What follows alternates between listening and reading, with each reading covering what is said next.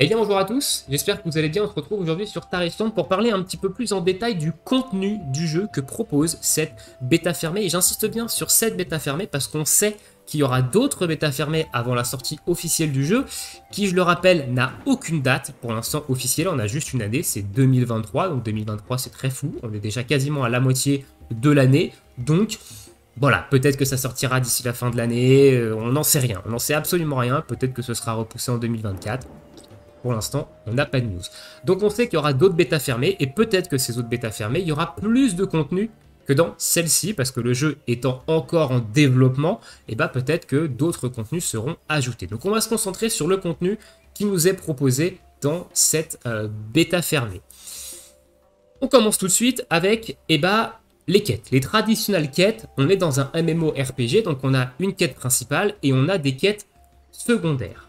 Petit bémol, et ça, j'en reparlerai, on en reparlera un petit peu après, on est bloqué en XP journalière. Il y a une mécanique de cap niveau par jour, hein.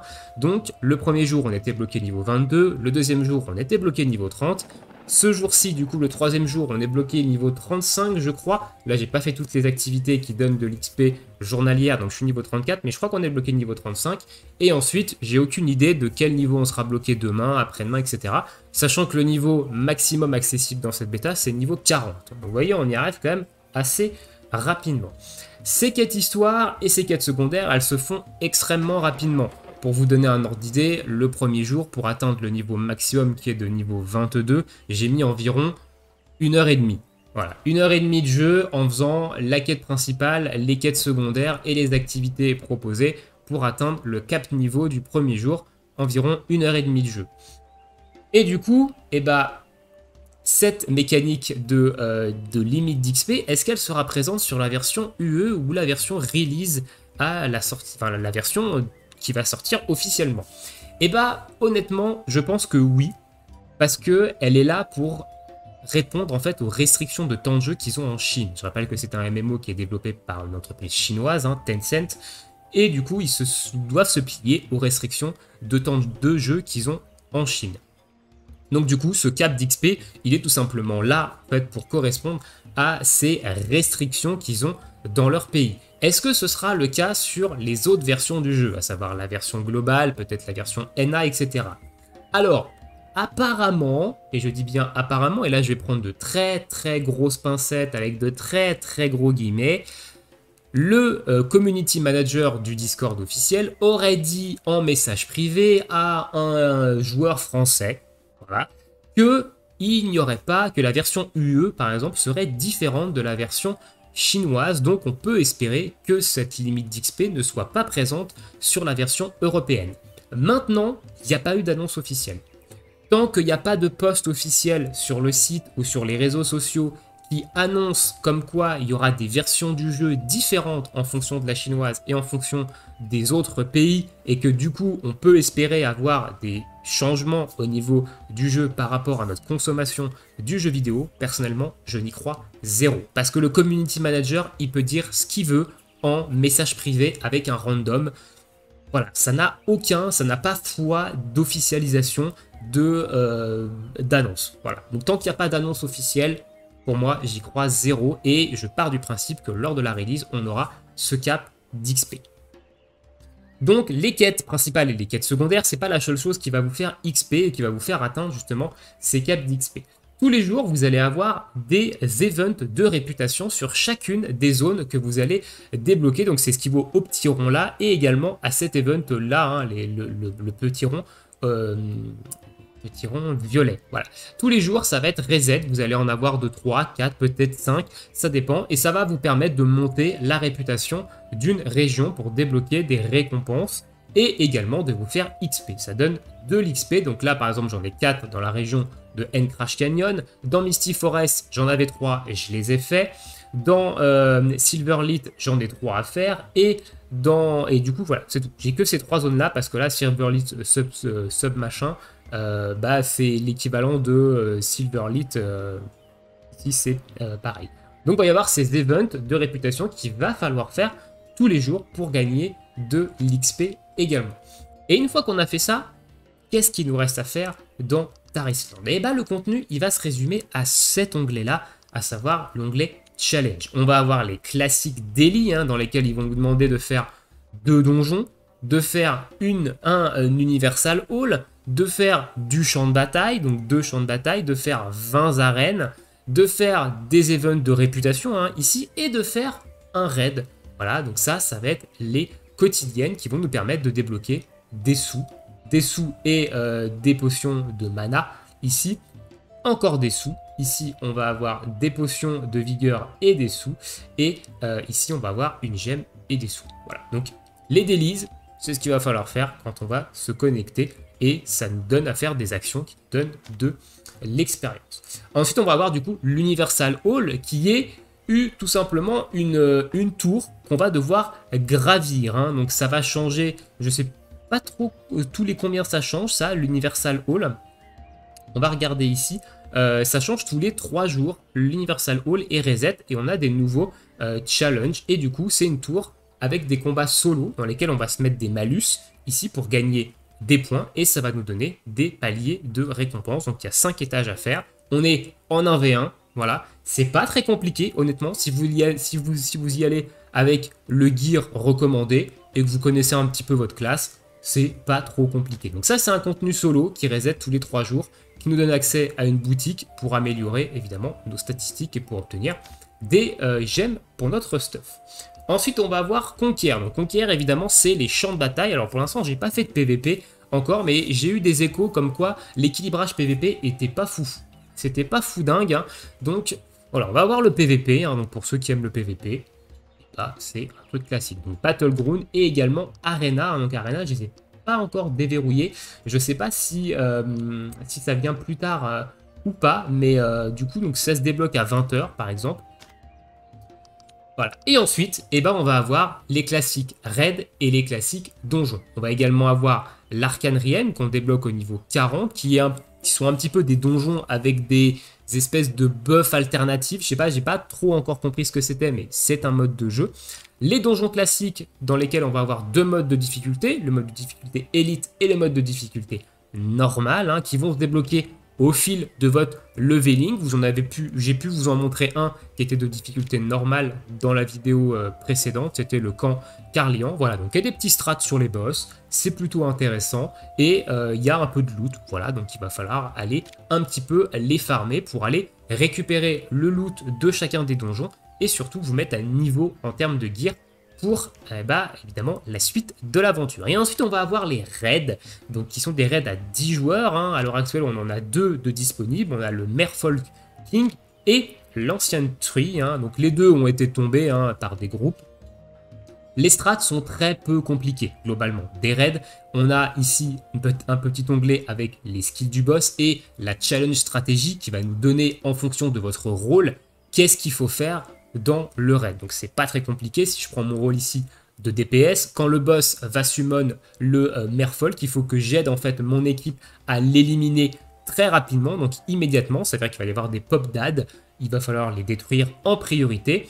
Le chaman, du coup, le Merfolk chaman va heal le boss, donc c'est très important de le tuer assez rapidement. Et quand il va mourir, il va laisser ce qu'on appelle le refuge, qui est une bulle d'eau dans laquelle il va falloir se mettre pour réduire les dégâts de la Stormcall, donc une AOE du boss. Ensuite, il va y avoir une Shockwave, c'est une espèce d'attaque en ligne au sol qu'il va falloir éviter, c'est très très visible. Et aléatoirement, dans le combat, il va placer une Water Bomb sur la tête de quelqu'un. Ça va faire des dégâts en zone autour de lui, donc cette personne, elle doit s'écarter un petit peu du raid.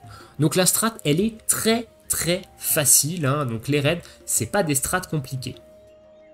J'ai réussi à tomber, moi, le premier, le Merfolk King, avec beaucoup de difficultés. En fait, la difficulté des raids dans Tarisland, c'est de trouver 9 coéquipiers qui ont plus de 3 de QI.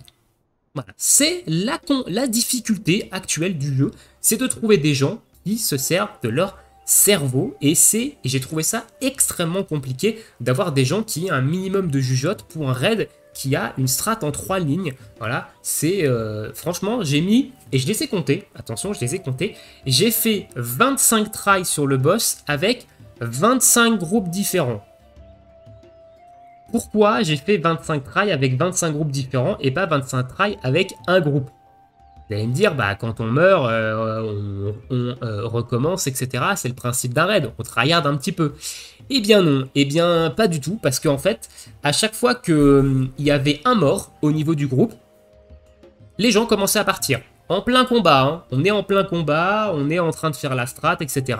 Il y a un mec qui meurt malencontreusement parce qu'il n'a pas évité la zone, etc. Il est mort, et là, au niveau du groupe, on voit tous les gens qui commencent à se barrer.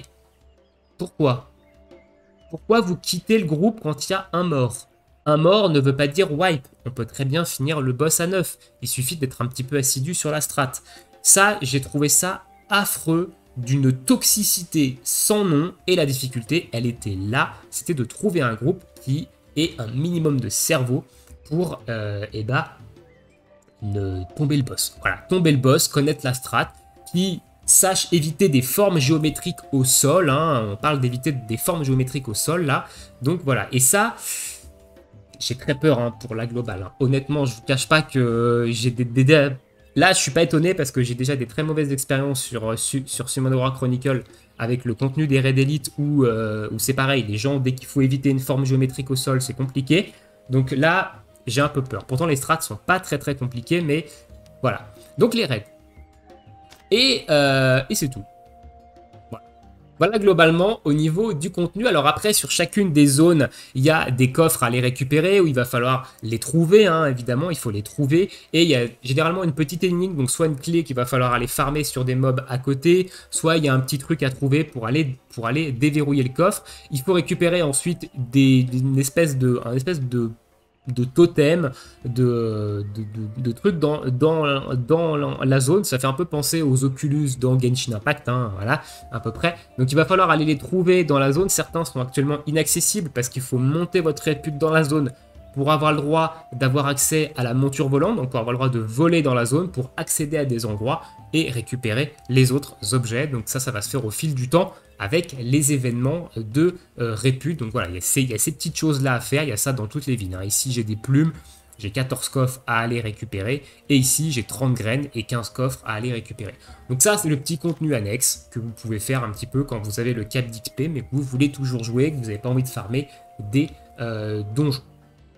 Voilà, au niveau du contenu du jeu, dites-moi dans l'espace commentaire, est-ce que ça vous convient ou est-ce que vous trouvez ça un petit peu léger? Moi, je vais vous donner mon avis, honnêtement. Le contenu, bon, les donjons de groupe sont sympas, les raids sont sympas, quand vous trouvez des joueurs qui sachent appliquer un minimum de stratégie et on passe vraiment un bon moment hein, au niveau du jeu dans les raids et dans les donjons. Le problème, c'est cette XP gate, donc cette XP limite, qui donne vraiment la sensation qu'en termes de contenu, le jeu est très très vide. Parce que une fois que vous allez arriver niveau 22, donc ça se fait en à peu près 1h30, peut-être 2 heures grand maximum, et bah du coup vous avez que un donjon élite et un donjon normal de débloquer. Donc pour mettre votre stuff à jour, ça va être très très rapide. Voilà. Donc du coup vous allez avoir peu de temps de jeu, donc globalement, actuellement, c'est un jeu quand même qui se destine à des joueurs très casual. Si vous êtes un tryharder, que vous avez beaucoup de temps de jeu par jour, vous risquez de vous faire un petit peu chier sur le Tarisland en l'état actuel. Voilà, donc ça, c'est le contenu du jeu que propose. Petite dernière chose, on va parler des métiers. On va parler des métiers parce que vous pouvez choisir un métier, hein, très rapidement au niveau du jeu, ils vont vous faire choisir un métier. Le problème étant que les métiers sont derrière un système d'énergie. Vous voyez ici, on a de la vigueur, hein, et il vous faut de la vigueur pour crafter des choses dans ce métier, en plus d'avoir besoin d'autres matériaux, évidemment.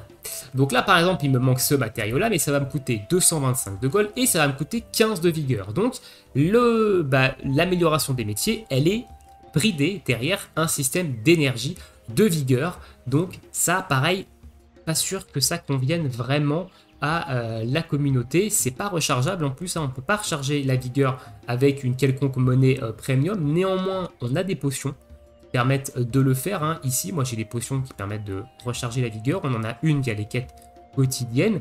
Mais voilà, pas convaincu que ça match vraiment hein, avec évidemment ce que les gens peuvent attendre du jeu.